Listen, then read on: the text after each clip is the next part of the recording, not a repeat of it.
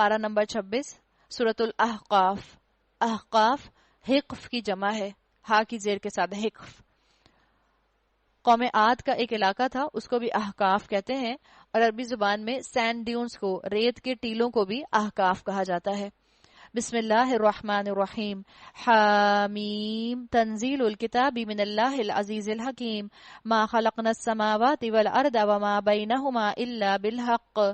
حامیم، اس کتاب کا نزول اللہ زبردست اور دانا کی طرف سے ہے. ہم نے زمین اور آسمانوں کو اور ان ساری چیزوں کو جو ان کے درمیان ہے برحق اور ایک مدت خاص تک کے تعین کے ساتھ پیدا کیا ہے، مگر یہ کافر لوگ اس حقیقت سے منہ موڑے ہوئے ہیں جس سے ان کو خبردار کیا گیا ہے. اللہ نے بتا دیا، اللہ نے دنیا کو دار الامتحان بنایا ہے. اللہ نے امتحان کے لیے دنیا میں انسان کو بھیجا ہے. آپ مکی صورتوں میں، یہ بھی مکی صورت ہے، اور آپ مکی صورتوں میں نوٹ کر رہی ہوں گی کہ مکی صورتوں کے اندر ایمانیات کا بہت ذکر آتا ہے، بیسک عقائد کو درست کرنے کا بہت زیادہ بیان آتا ہے. اللہ کی کتاب، رسول، آخرت، ان سب چیزوں پر ایمان جو ہے یہ بہت زیادہ آتے ہیں. اور یہ اس لیے آتے ہیں اس لیے کہ مکے کے دور میں جو مشرکین تھے ان تک یہ پیغام پہنچانا ضروری تھا، جنہوں نے خود ساختہ اپنے عقیدے بنا لیے ہوئے تھے، تاکہ وہ اپنا عقیدہ درست کر لیں اور رسول کی تعلیمات کی روشنی میں وہ آخرت کو سمجھیں. اپنے فگمنٹ آف امیجنیشن کی شکل میں، اپنے فگمنٹ آف امیجنیشن سے آخرت کو نہ مولڈ کریں، بلکہ رسول اللہ صلی اللہ علیہ وسلم کی تعلیمات کے مطابق سمجھیں کہ آخرت کی حقیقت کیا ہے. اے نبی صلی اللہ علیہ وسلم، ان سے کہیے، کبھی تم نے آنکھیں کھول کر دیکھا بھی کہ وہ ہستیاں کیا ہیں جنہیں تم اللہ کو چھوڑ کر پکارتے ہو؟ ذرا مجھے دکھاؤ تو صحیح کہ زمین میں انہوں نے کیا پیدا کیا ہے، یا آسمانوں کی تخلیق اور تدبیر میں ان کا کوئی حصہ ہے؟ اس سے پہلے آئی ہوئی کوئی کتاب یا علم کا کوئی بقیہ ان عقائد کے ثبوت میں تمہارے پاس ہو، وہی لے آؤ اگر تم سچے ہو. تو اللہ تعالیٰ نے بتا دیا کہ اگر تمہارے پاس پہلے کی کوئی کتابیں موجود ہیں اور اس کے اندر ذکر ہے کہ کوئی نبی آئے گا تو تم لے آؤ. آپ نے ڈاکٹر ذاکر کو اکثر سنا ہوگا. ڈاکٹر ذاکر جو ہیں وہ کمپیریٹیو ریلیجن کے ساتھ جو ہیں اس کے اندر بہت ماشاءاللہ آگے ہیں، اور وہ ہندوؤں کے ساتھ اور مختلف ریلیجن کے لوگوں کے ساتھ ڈیبیٹس کرتے ہیں. انہوں نے پروف کیا ہے ہندوؤں کو انہی کی کتاب سے، ویدا وغیرہ سے، کہ ان کی کتابوں میں بھی موجود ہے کہ ایک آخری رسول آئے گا. ان کی کتابوں میں بھی موجود ہے کہ قیامت قائم ہوگی. ان کی کتابوں میں بھی موجود ہے کہ انسان جب مر جاتا ہے تو اس کے بعد وہ جو اٹھایا جائے گا تو صرف قیامت کے بعد اٹھایا جائے گا. اسی طرح سے بائبل کے اندر بھی یہ چیز موجود ہے. اور بائبل جس کے اندر اتنا ڈسٹورشن ہو گیا، آج بھی خود ان کے سکولرز کہتے ہیں کہ بائبل کے اندر اللہ کا کلام ایسے موجود ہے لائک اے ڈائمنڈ ان ڈنگ ہل، جیسے گائے کے گوبر میں ہیرا چمکتا ہے. آج بھی بائبل کے اندر جو احکامات صحیح اپنی جگہ پر انٹیکٹ ہیں وہ ویسے واضح طور پر نظر آتے ہیں. اور جو ابھی بھی آپ کو بائبل کے مختلف ورژنز میں اللہ کے احکامات جہاں مل جاتے ہیں، وہاں سے یہ بات پتہ چلتی ہے کہ وہاں بھی موجود ہے کہ ایک آخری نبی آئے گا. تو اللہ نے تو ان کو کہہ دیا کہ تم اپنی کتابیں اٹھا کر دیکھ لو. تم نے جب جب رسول کی بات نہیں مانی، تم نے جب جب کتاب کی بات نہیں مانی، تم نے تب تب شرک کیا. آج بھی جب جب رسول اللہ صلی اللہ علیہ وسلم کی سنتوں سے منہ موڑا جائے گا، معاشرے کے اندر شرک پروموٹ ہو جائے گا. آخر اس شخص سے زیادہ بہکا ہوا انسان اور کون ہوگا جو اللہ کو چھوڑ کر ان کو پکارے جو قیامت تک اسے جواب نہیں دے سکتے، بلکہ اس سے بھی بے خبر ہیں کہ پکارنے والے ان کو پکار رہے ہیں، اور جب تمام انسان جمع کیے جائیں گے اس وقت وہ اپنے پکارنے والوں کے دشمن اور ان کی عبادت کے منکر ہوں گے. مشرکین اپنے معبودوں کو پکارتے تھے تو مسلمان کیا کرتے ہیں؟ مسلمانوں نے بھی اپنے بت بنا لیے. مشرکین کے بت کھڑے ہوتے تھے، مسلمانوں کے بت لیٹے ہوتے ہیں، ہڈیوں سے بھرپور ہوتے ہیں. مسلمانوں نے قبروں کو اپنا بت بنا لیا، مزاروں کو اپنا بت بنا لیا. حالات وہی ہیں. تو اللہ تعالیٰ یہاں بتا رہا ہے کہ قیامت کے دن سب ایک دوسرے کے منکر ہو جائیں گے. وہ قبر والا کہے گا میں نے نہیں کہا تھا کہ مجھے پکارو. وہ قبر والا کہے گا میں نے نہیں کہا تھا شرک کرو، میں نے نہیں کہا تھا میرے در پر آ آ کے دعائیں مانگو. اللہ میں تو خود محتاج تھا، میں تو اپنے لیے دعا نہ کر سکتا تھا. تو اللہ تعالیٰ نے بتا دیا کہ اس دن وہ کسی کو ایک دوسرے کی سپورٹ میں نہ پکاریں گے. ان لوگوں کو جب ہماری صاف صاف آیات سنائی جاتی ہیں اور حق ان کے سامنے آ جاتا ہے تو یہ کافر لوگ اس کے متعلق کہتے ہیں یہ تو کھلا جادو ہے. کیا ان کا کہنا یہ ہے کہ رسول نے اسے خود گھڑ لیا ہے؟ ان سے کہو اگر میں نے اسے خود گھڑ لیا تو تم مجھے اللہ کی پکڑ سے کبھی نہ بچا سکو گے. بتا دیا گیا کس اعتماد کے ساتھ انہوں نے یہ بات کہی ہوگی. سوچیں، اللہ کے رسول سے یہ بات کہلوائی گئی. اللہ کے رسول کی شخصیت جن کو صادق اور امین کہا جاتا تھا، اس کے اوپر وہ کہہ رہے ہیں کہ مجھے اللہ کی پکڑ سے کوئی نہیں بچا سکتا. جب اللہ کے رسول قسم کھایا کرتے تھے تو اس میں ڈبل تاکید آ جاتی تھی، ڈبل ایمفسس آ جاتا تھا، ڈبل زور اور پرزور انداز آ جاتا تھا. ایک تو رسول اللہ کی اپنی شخصیت، جو صادق اور امین ہیں، اور دوسرے جب وہ اللہ کی قسم کھا کے کوئی بات کریں تو اس میں اللہ کی شخصیت کا اثر. تو یہ کنوکشن ہے جو مبلغ کے اندر ہونا چاہیے. آپ بھی جب کوئی بات اللہ کے دین کی پروموٹ کریں اپنے گھر میں، اپنے خاندان میں، اپنی فرینڈز میں، تو میسج کنوے کرنے کے ساتھ ساتھ آپ کے الفاظ میں کنوکشن کنوے ہونا بہت ضروری ہے. یہ کنوکشن فلٹر ڈاؤن کرتا ہے. انسان کا یقین جو ہے وہ ماحول میں سرائیت کر جاتا ہے. بتانے والے کا یقین سننے والوں کو مجبور کر دیتا ہے کہ اس بات کے اوپر وقت لگائیں. یہ ہے اللہ کا کلام اور یہ ہے اللہ کے کلام کی شان. ایمان کے کنوکشن کے ساتھ اجازت تبلیغ کریں اور اس کی فکر نہ کیا کریں. فینسی ورڈ ڈھونڈنے کی فکر نہ کریں کہ بہت بڑی بڑی بہت مشکل ٹرمینالوجیز میں بات کرنا. بہت بہترین اوریٹر بن گئے اور لوگوں نے بہت آپ کی تعریف کر دی، واہ واہ کیا آپ نے بات کی. لیکن جب آپ لوگوں سے پوچھیں کیا بات کی، اس کا ایسنس کیا تھا، تو لوگوں کو کہیں پتا نہیں کیا ایسنس تھا، بات بڑی اچھی کی تھی، بس سمجھ کچھ نہیں آیا. فینسی ورڈز کی فکر نہ کیا کریں. جب آپ اللہ کا پیغام پہنچانا چاہیں، چاہے 2 لوگوں میں چاہے 200 لوگوں میں، کیا انداز ہونا چاہیے؟ ایمان کے ساتھ. جس چیز پر آپ کا دل ٹھکا ہوا ہوگا، آپ اس چیز کو جس ایمان کے ساتھ بتائیں گی، وہ ایمان آپ کو کسی اور شکل میں نظر ہی نہیں آ سکتا. بھروسہ اپنے رب پر جب بھی کسی کو اللہ کا کلام بتائیں، اور یہ جو انسان کا رب پر بھروسہ ہوتا ہے یہی الفاظ میں ڈھل کر سامنے آتا ہے، یہی کنوکشن لے کر آتا ہے. جو باتیں تم بناتے ہو اللہ ان کو خوب جانتا ہے. میرے اور تمہارے درمیان وہی گواہی دینے کے لیے کافی ہے. وہ بڑا درگزر کرنے والا اور رحیم ہے. اب بھی تم اللہ کی طرف پلٹ آؤ تو یاد رکھو اللہ غفور اور رحیم ہے. شرک کرنے کے بعد بھی اللہ کی طرف پلٹو گے تو بھی اللہ اپنی شان غفاری کے ساتھ ملے گا. کبیرہ گناہ کر کر بھی اللہ کی طرف پلٹو گے تو بھی اللہ معاف کر دے گا. لیکن شرط کیا ہے؟ تم پلٹ آؤ، تم شرمندہ ہو، تمہارے اندر گناہ کا احساس ہو، تمہارے اندر یہ احساس ہو کہ تم آئندہ غلطی نہیں کرو گے. ان سے کہو میں کوئی نرارا رسول تو نہیں ہوں، میں نہیں جانتا کل تمہارے ساتھ کیا ہونا ہے اور میرے ساتھ کیا ہونا ہے.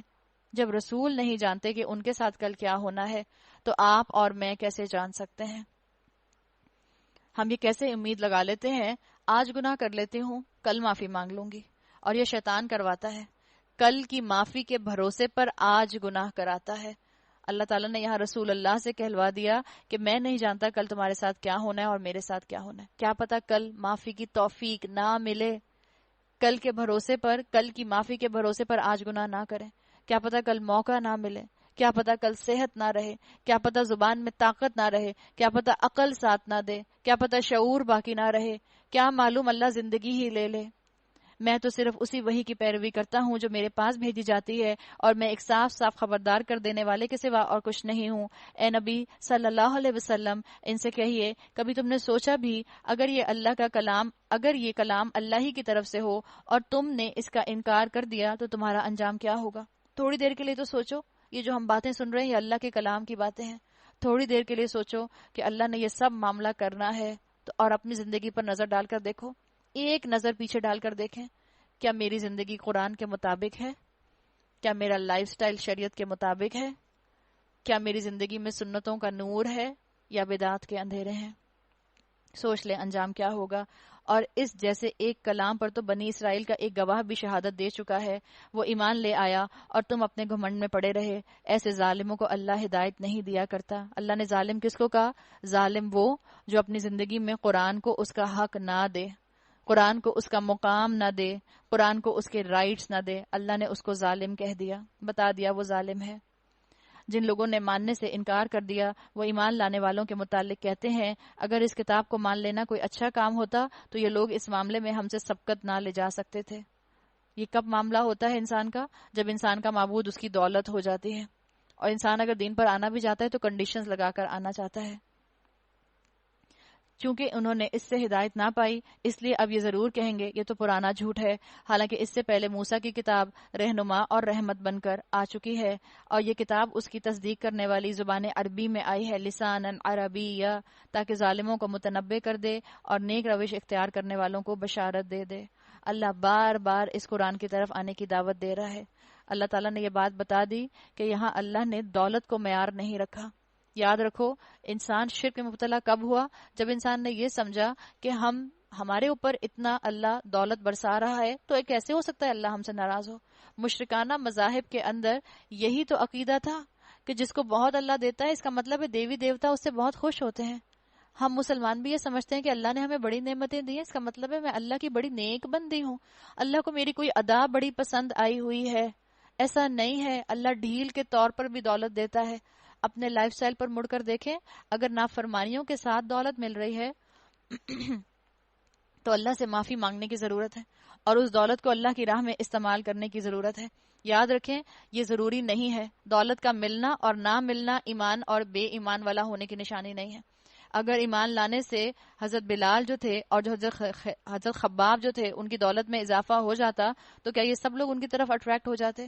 حضرت بلال غلام تھے، کوئی دولت تو نہیں رکھتے تھے، لیکن ایمان میں کہاں تھے؟ اللہ کے رسول صلی اللہ علیہ وسلم نے فرمایا ان سے کہ میں نے تمہارے قدموں کی چاپ اپنے سے آگے جنت میں سنی ہے۔ تو اللہ تعالیٰ نے ان کو یہ مقام دیا تھا۔ شرک والا مذہب انسان کو یہ سکھاتا ہے کہ انسان جو ہے تکبر کا شکار ہوتا ہے، اور انسان سمجھتا ہے کیونکہ میرے پاس بہت دولت ہے تو اسی لیے شاید جو ہے اللہ مجھ سے بڑا راضی ہے۔ اس چیز کو یہاں ختم کر دیا گیا۔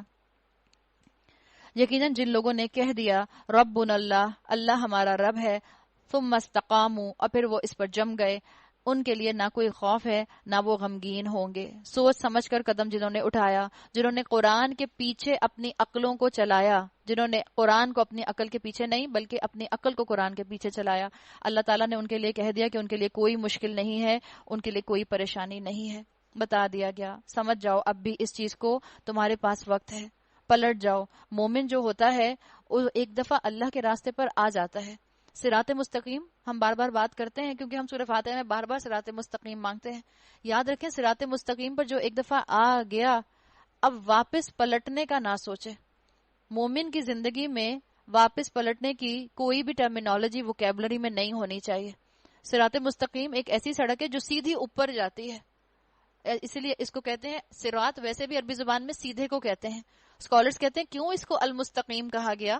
اس لیے کہ اس کے ساتھ ایک اور صفت کیوں لائی گئی، سیدھا راستہ، حالانکہ صراط کے اندر آٹومیٹک یہ مفہوم موجود ہے، سیدھا۔ صراط عربی زبان میں وائڈ، لانگ، ڈینجرس، سیدھے راستے کو کہتے ہیں۔ عربی زبان میں صراط کے علاوہ بھی راستے کے لیے الفاظ آتے ہیں، فج آتا ہے، طریق آتا ہے، سبیل آتا ہے، لیکن اللہ نے صراط کیوں استعمال کیا؟ صراط ایسا لفظ ہے عربی زبان میں جس کے مطلب ہوتے ہیں لمبا، لانگ، جس کا مطلب ہوتا ہے ڈینجرس، خطرناک، جس کا مطلب ہوتا ہے وائڈ، چوڑا، اور جس کا مطلب ہوتا ہے سیدھا۔ تو پھر اللہ نے اس کی صفت المستقیم کیوں استعمال کی؟ یہ بتانے کے لیے کہ یہ وہ راستہ ہے جو سیدھا اوپر جاتا ہے، آسمانوں کی طرف۔ اب ایک راستہ اوپر آسمانوں کی طرف جا رہا ہے، آپ نے چلنا شروع کر دیا، اگر آپ رک گئیں تو کیا ہوگا؟ آپ اپنے بیگیج کے ساتھ واپس پیچھے آنا شروع ہو جائیں گی۔ تو رکنا نہیں ہوتا، نہ رکنا ہے نہ پیچھے آنا ہے، بلکہ ایک ایک قدم آگے سے آگے بڑھتے جانا ہے۔ اور جو لوگ ایسا کرتے ہیں ان کے اندر استقامت آتی ہے، اور جن میں استقامت آتی ہے اللہ نے کہا ان کے لیے نہ کوئی خوف ہے نہ کوئی غم ہے۔ ایسے لوگ جنت میں جانے والے ہیں جہاں وہ ہمیشہ رہیں گے، اپنے ان اعمال کے بدلے جو دنیا میں وہ کرتے رہے۔ ہم نے انسان کو ہدایت کی کہ وہ اپنے والدین کے ساتھ نیک برتاؤ کرے۔ اس کی ماں نے مشقت اٹھا کر اسے پیٹ میں رکھا، مشقت اٹھا کر اس کو جنا، اور اس کے حمل اور دودھ چھڑانے میں 30 مہینے لگ گئے۔ یہاں پر قرآن نے ایک بڑی زبردست سائنس کو بیان کیا ہے۔ جب اللہ تعالیٰ نے کہا کہ اس کو چھڑانے میں وَفِصَالُهُ 30 شہرا، اس کو چھڑانے میں 30 مہینے لگ گئے۔ آپ دیکھیں اللہ تعالیٰ نے سورہ بقرہ کی آیت نمبر 233 کے اندر بیان کیا ہے کہ مدت رضاعت جو ہے اس کو عورت کو چاہیے کہ پورا کرے، دودھ پلانے کی عمر، اور دودھ پلانے کی عمر جو ہے وہ 2 سال آتی ہے، کامل 2 سال۔ 2 سال میں کتنے مہینے ہوتے ہیں؟ 24 مہینے۔ 30 مہینوں میں سے 24 مہینے نکال دیں تو باقی کتنے بچے؟ 6 مہینے۔ آج کل پری میچور برتھس ہو رہی ہیں۔ اللہ تعالیٰ نے اس دور میں بھی بتا دیا کہ اگر 6 مہینے کے بعد کوئی عورت بچہ ڈیلیور کرتی ہے تو اس کے اوپر جو ہے تم زنا کا الزام مت لگا دینا۔ 6 مہینے کے بعد بھی بچہ جو ہے وہ ڈیلیور ہو سکتا ہے، اٹس کوائٹ نارمل۔ اور آج کل ہم دیکھ رہے ہیں کہ پری میچور برتھس ہو رہی ہیں، 6 مہینے کے اوپر بچہ سروائیو کر جاتا ہے۔ یہ نشانی ایک اس کتاب میں دی گئی ہے کہ فیوچر میں بھی ایسا ممکن ہے کہ 6 مہینے کی پریگننسی ہو۔ تو انسانوں میں عورتوں کی پریگننسی 6 مہینے کی بھی ہو سکتی ہے، اٹس کوائٹ نارمل۔ اس کے اوپر کوئی الزام لگانے والا معاملہ نہیں ہے۔ یہاں واضح طور پر 24 مہینے جو ہے مدت رضاعت الگ کر دیے گئے، اور باقی جو 6 مہینے ہیں ان کو حمل کا پیریڈ، گیسٹیشن پیریڈ کہہ کے سامنے رکھ دیا گیا۔ تو یہ اللہ کی ایک شان یہاں بیان ہوئی ہے۔ اللہ نے کہا کہ ماں باپ میں سے ماں باپ کے ساتھ نیک برتاؤ کرو، اور اس میں سے ماں کے ساتھ کہا کہ ماں کے ساتھ خاص طور پر حسن سلوک کا مظاہرہ کرو. ماں کے پیروں تلے جنت ہے. ایک مرتبہ ایک صحابی نے آپ سے پوچھا تھا کہ میرا سب سے زیادہ مجھ پر کس کا حق ہے؟ آپ نے کہا تمہاری ماں. اس نے کہا پھر؟ انہوں نے کہا پھر؟ آپ صلی اللہ علیہ وسلم نے کہا تمہاری ماں. انہوں نے پوچھا پھر؟ آپ نے کہا تمہاری ماں. چوتھی مرتبہ پوچھا تو انہوں نے کہا تمہارا باپ. تو اللہ تعالیٰ نے اخلاقی طور پر ماں کا درجہ زیادہ رکھا ہے. ماؤں سے محبت کے ساتھ بات کریں، ماؤں کو اکھڑ کر جواب نہ دیں، ماؤں کو آنکھیں رول کر کر جواب نہ دیں، ماؤں کو باڈی لینگویج غلط بنا کر جواب نہ دیں، ماؤں کو کندھے اچکا کر جواب نہ دیں. ماں کوئی بات کہے تو یوں مت کریں. سب بچیاں جو بیٹھی ہیں ایسے آنکھیں رول کرتی ہیں، کیا آپ اور میں جو ہیں وہ بیلن سے روٹی گول کریں گے؟ ایسے آنکھیں گول کرتی ہیں اپنی مزے سے. اللہ نے کہہ دیا کہ ماں باپ کے ساتھ حسن سلوک کرو. اور ماں باپ کے ساتھ حسن سلوک کا معاملہ کیا ہے؟ اگر اماں نے آپ نے کوئی ایک بات اماں سے کہی، اماں نے نہیں سنی، اب کیا کہیں گے آپ؟ کیا ہے، سنتے بھی نہیں ایک دفعہ کی بات؟ نہیں، آپ دوبارہ ریپیٹ کر دیں. اور خاص طور پر جب والدین بوڑھے ہو جائیں، ماں باپ بار بار باتوں کو ریپیٹ کرتے ہیں، ان کو کوئی شوق نہیں ہوتا، ان کو سنائی نہیں دیتا ہے. جب ماں باپ بوڑھے ہو جائیں تو کیا کرو؟ ان کے ساتھ حسن سلوک کا معاملہ کرو. جب ماں باپ تمہیں دیکھیں ان کو مسکرا کر دیکھو. ماں باپ کی طرف مسکرا کر دیکھو گے صدقہ، ماں کی طرف مسکرا کر دیکھو گے اللہ کے رسول نے کہا حج کا ثواب مل جائے گا. دیکھو ماں کی طرف مسکرا کے، بار بار دیکھو ماں کو مسکرا کے. اماں کہیں گی کیا بات ہے، خیریت ہے، بڑا مسکرا رہی ہے آج میری بیٹی. کوئی بات نہیں، آپ کہہ دیں جی ہاں میں حج کا ثواب کمانا چاہ رہی ہوں. مسکرا کر دیکھیں. اور اللہ تعالیٰ نے آپ کو والد دیے ہیں، قدر کریں ان کی. اللہ نے کہا جس سے اس کے والد ناراض ہوتے ہیں اس سے اللہ ناراض ہو جاتا ہے. والد کی ناراضگی میں اللہ کی ناراضگی ہے. اپنے والد کو ناراض نہ ہونے دیں. جیسا وہ چاہتے ہیں ویسا بن جائیں. بچیاں کہتی ہیں آپ لوگ ہم پر اتنی زیادہ سینکشنز کیوں لگاتے ہیں؟ ایک تو ہر وقت گھر میں کرفیو لگا رہتا ہے، یہ نہ کرو، وہ نہ کرو، یہ نہ بولو، وہ نہ کرو، اتنا نہیں بولو، اتنا نہیں کرو، اتنا اونچا نہیں بولو، اس طرح نہیں بولو، ایسے بات نہیں کرتے. آج کل کے بچوں کو تو یہ بھی لگتا ہے کہ ماں باپ جب کہتے ہیں غلط الفاظ استعمال نہیں کرتے، ماں باپ سے بچے کہتے ہیں یہ کون سے غلط الفاظ ہیں. اور بچے ایسی ایسی لینگویج بولنے لگ گئے ہیں. اور سکولز کے اندر بھی وہ اتنے آرام سے ایسی لینگویج، ابیوسو لینگویج بول رہے ہوتے ہیں ایک دوسرے کو بھی. اور جب آپ گھر میں آ کے بچے بولتے ہیں اور آپ ان کو منع کرتے ہیں تو بچے کہتے ہیں اس میں کیا بری بات ہے، اس میں تو کوئی بری بات نہیں. ایک دوسرے کو بڑے آرام سے ایڈیٹ کہہ دیا، کوئی بات ہی نہیں. ایک دوسرے کو بہت آرام سے اسٹوپڈ کہہ دیا، کوئی بات ہی نہیں ہے. تو یہ سب چیزیں کیا ہیں؟ ماں باپ جب تربیت کریں تو کیا کریں؟ صبر کا مظاہرہ کریں. یاد رکھیں اللہ تعالیٰ نے ماں باپ آپ کے اور میرے سر پر کیوں رکھے ہیں. اللہ چاہتا تو جانوروں کی طرح جب ایک اولاد جو ہے ایک سرٹن ایج پر آتی، کھانے پینے کے قابل ہو جاتی، خود جا کر اپنا کما سکتی، تو اللہ کہتا ہے ان کو گھروں سے نکال دو. اللہ نے کیوں ماں باپ کو سروں پر رکھا؟ اللہ نے تربیت کے لیے ماں باپ کو سر پر رکھا ہے. اولاد کتنی ہی زیادہ جو ہے وہ ٹیکنالوجی سے اویئر ہو جائے، اولاد کتنی ہی زیادہ جو ہے وہ ڈگری بڑی لے لے، اولاد کتنی ہی زیادہ دنیا کے بارے میں، دنیا کی پریکٹیکلٹی کے بارے میں جان لے، یاد رکھیں تجربے میں ماں باپ سے آگے نہیں بڑھ سکتی. آپ 40 سال کے بھی ہو جائیں گے، ماں باپ 80 سال کے ہو جائیں گے. آپ 50 سال کی ہو جائیں گی، ماں باپ 90 سال کے ہو جائیں گے. تو ان کی عزت کریں، ان کا اکرام کریں، اور اپنے چہرے کے تاثر کو ان کے سامنے کنٹرول کرنا سیکھیں. یہ آج کل کی نسل کی سب سے بڑی آزمائش، ماں باپ کے سامنے اپنے فیشل ایکسپریشن کو کنٹرول کر لینا.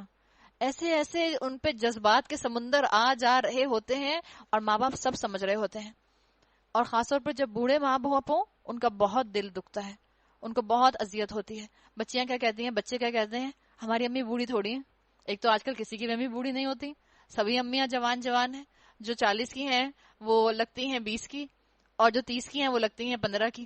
اتنی چھوٹی چھوٹی امیاں، پتہ ہی نہیں چلتا کہ امیاں ہیں کہ فرینڈز ہیں کہ دوستیں ہیں. امی چاہے آپ کو عمر میں بڑی لگیں یا نہ لگیں، عزت اور احترام ان کا کرنا ہے. آپ نے اور میں نے اپنی ماؤں کا، اپنے باپوں کا احترام کرنا ہے. یاد رکھیں جس چہرے کے تاثر سے آج میں اور آپ ان کو دیکھیں گے، جب وہ آپ کو کوئی کام کرنے کو کہتے ہیں اور آپ کا دل نہیں کرتا اور آپ صرف اور صرف ان کی بات مان کر جاتی ہیں، کیا پتہ اللہ اسی وجہ سے آپ کو جنت عطا کر دے. مانے ماں باپ کی بات، ماں کے پیروں تلے جنت ہے.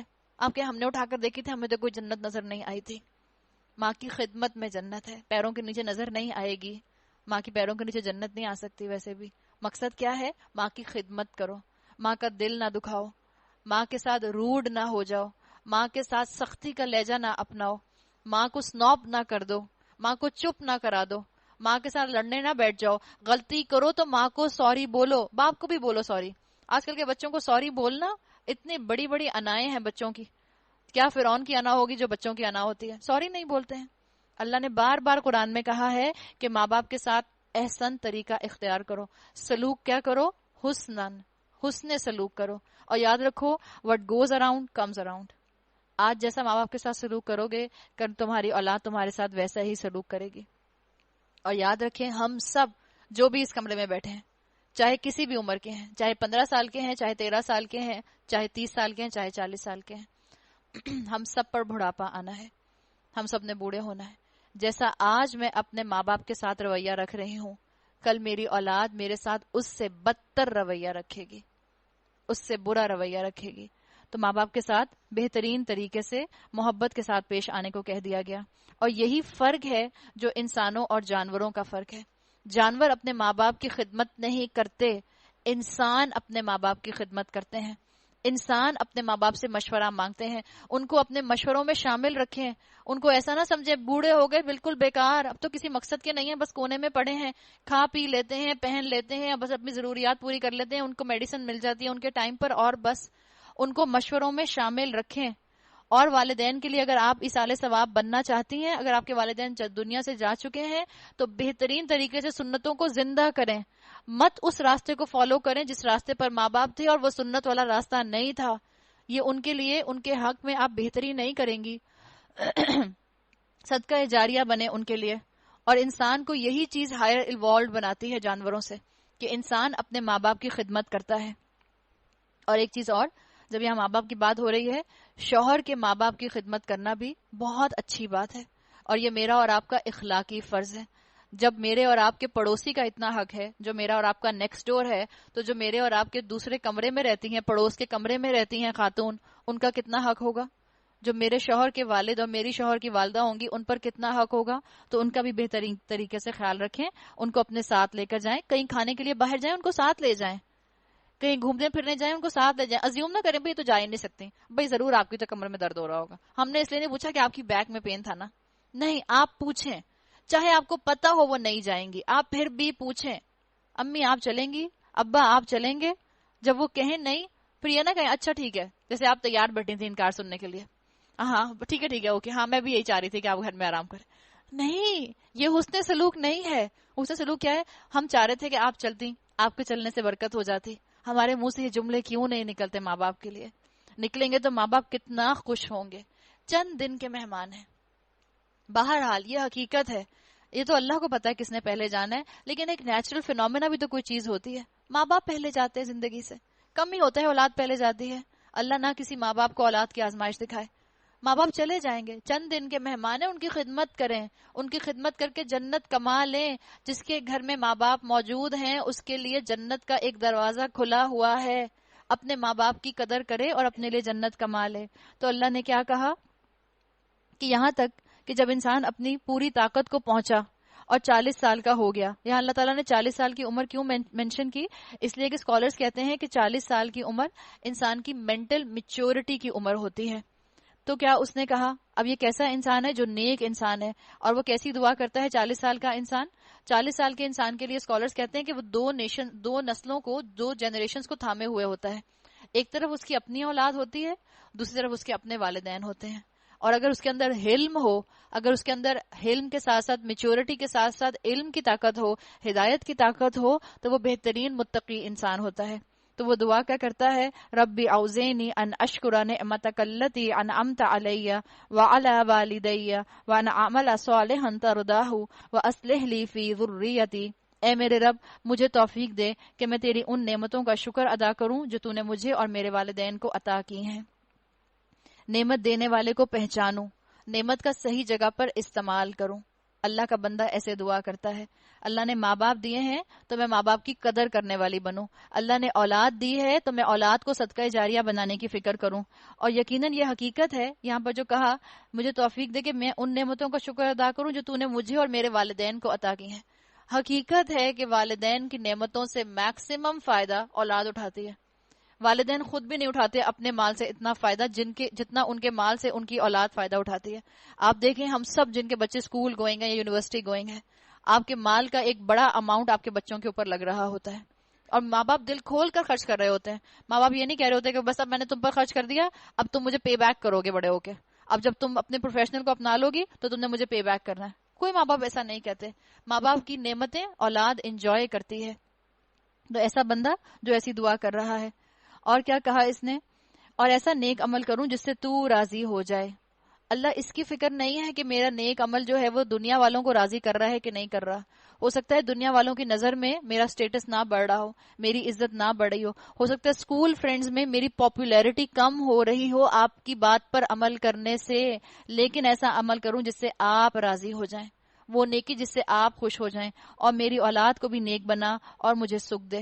اولاد کو نیک بنائیں گے تو سکھ کیسے ملے گا؟ آخرت کا صدقہ جاریہ بنے گی اولاد. اولاد کا صدقہ جاریہ بننا ماں باپ کی قبروں کو ٹھنڈا کرنے کا باعث بنتا ہے. میں تیرے حضور توبہ کرتا ہوں، تابع فرمان مسلم بندوں میں سے ہوں.